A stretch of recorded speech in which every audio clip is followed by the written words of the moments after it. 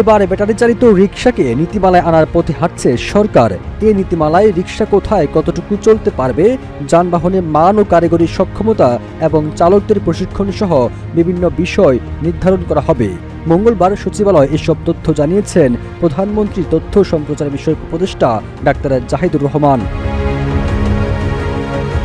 তিনি বলেন, শেখ হাসিনা সরকারের পতনের পর ঢাকায় ব্যাটারি চালিত রিকশাগুলো বড় ও প্রধান সড়কগুলোতে চলাচল শুরু করেছে। এতে মানুষের চলাচলে কিছু সুবিধা তৈরি হলেও নানা অসুবিধাও দেখা দিয়েছে। বিশেষ করে যানজট সৃষ্টি হচ্ছে এবং চালকদের প্রয়োজনীয় প্রশিক্ষণে ঘাটতি রয়েছে। পাশাপাশি এসব যানবাহন কারিগরির দিক থেকে যথেষ্ট নিরাপদ ও মানসম্মত কিনা সেটিও একটি গুরুত্বপূর্ণ বিষয়। সবুজ আলম, ইত্তেফাক।